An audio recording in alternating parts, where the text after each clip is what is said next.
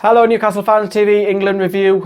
So England 2, Spain 2. We'll get on to the thoughts of and running through the goals in a moment. Because of copyright, I can't put them full screen, so you'll see them in the bottom left corner as per usual nowadays. Right. So let's get in with the lineups. Yeah, let's have a look at that. So I went with Hart, Klein, Cahill, Stones, Rose, Sterling, Dyer, Henderson, Lingard, Lallana, who was impressive against Scotland, Vardy up front. So it was 3 changes, just 3 made from England. Obviously, there was a lot of substitutions there. We knew that obviously Theo Walcott coming on very early for Lallana's injury, which we'll touch on in a moment. And we've seen the debut for Aaron Cresswell later on at left back as well. Spain, let's have a look at those. Despite Spain having a lot of players missing from the back, and Diego Costa up front, it's still some 3 world-class players in my opinion on that side. So Reina, Azpilicueta, Ignacio, Martinez, Nacho, Carvajal, then you had Busquets, Thiago, Silva, and then you had Mata Vitolo as a left wing back, and then Adurez, who was I believe Spain's oldest ever player now. He played up front. So England went with just the 1 up top, and then they had the 3 behind the striker. Lallana was in that in that pocket, like the number 10. We had then Henderson and obviously Dyer sitting as well for flat back 4. Spain went with actually the 3 at the back. It was quite surprising. They went with Azpilicueta, Martinez and Nacho to begin with. After Lallana's injury, when Walcott come on for him, Spain changed their tactics. They went back to a flat back 4 because maybe they were a little bit concerned about Walcott on the right with his pace, and obviously they brought Carvajal from right wing back to right back and switched Azpilicueta left back. So there's a couple of tactical changes made after Lallana's injury. Speaking of Adam Lallana, he was involved with the first goal. In fact, magnificent pass towards Vardy where he clips it in from the right, and Vardy's running. Vardy's very, very clever. He makes sure Reina hits him. What I mean by that is he's waiting for contact. He puts himself into that position. He's done it a few times, including last season, and he got booked in one of the games. I'm sure he got sent off as well for doing it as well. Well, I wouldn't say it's diving. It's trying to make it look like it was a penalty, but he was clever because in my eyes, I don't think that's a penalty when a player's doing that. But we got the penalty. Lallana stepped up. He clipped it over Reina, who was making his first appearance in a couple of years, I believe. So we're 1-0 up. We've done really, really well. And obviously, Lallana went down with injury. Southgate didn't risk him, so he brought on Walcott. Walcott went to the right. He switched Sterling to the left and played Lingard in the number 10.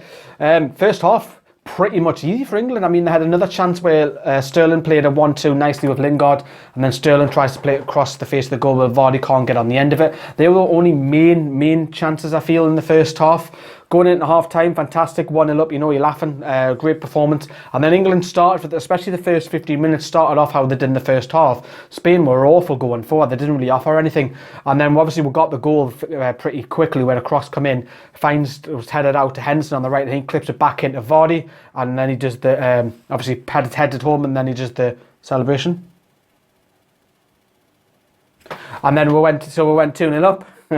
So 2-0 up, fantastic cruising, and then Aspas come on and you give the ball away straight away, and then England are counting again, and Vardy plays on Walcott, and Walcott has his shot saved by Reina, and comes back to Henderson but drags his shot wide. So the first hour, England were brilliant, absolutely brilliant. I tweeted out earlier on this evening, I said, it doesn't matter about the result, it doesn't matter what the result, as long as England play well, I'll be happy.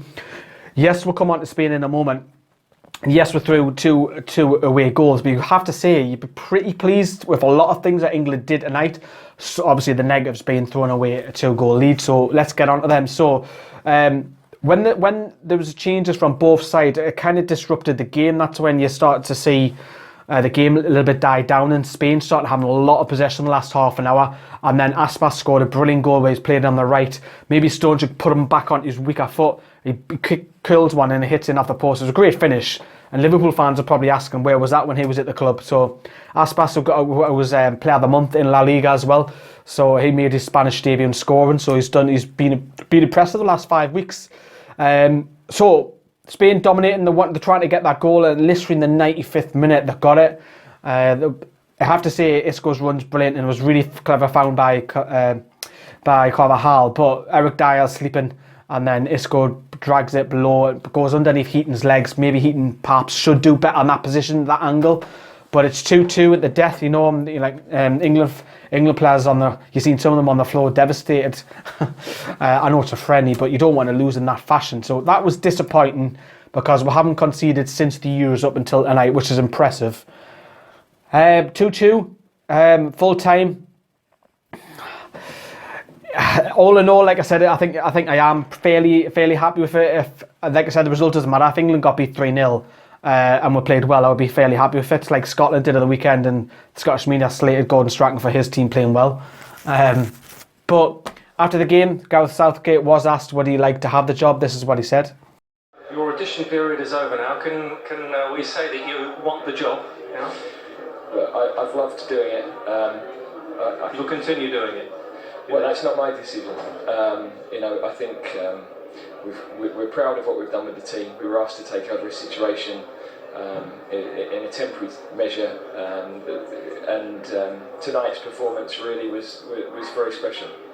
So again, he's not giving a straight answer. He's dodging it. He wants to say yes, I do want it, but maybe he's worried what people think of him by saying that. I think the FA will give it to Southgate.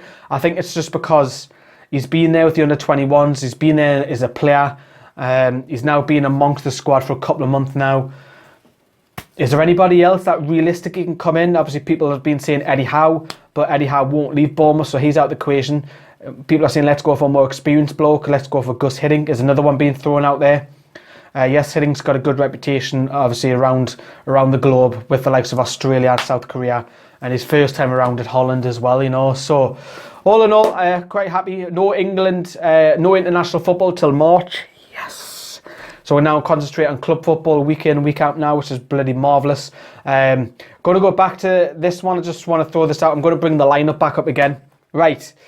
England. There's a debate which will probably happen because obviously there's no England matches in the next few months.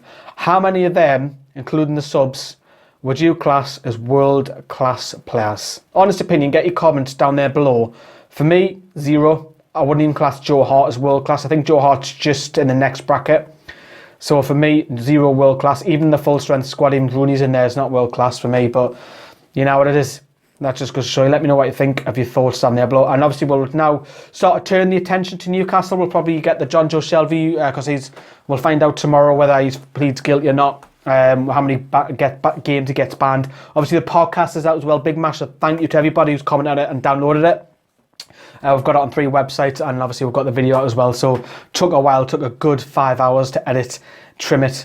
To be honest, there wasn't too much trim, but hey ho. We're looking to do another one as well. But that's it. I'm rambling on. Let me know what you think of the England, obviously, result, performance, and have we got any world-class players. See you later.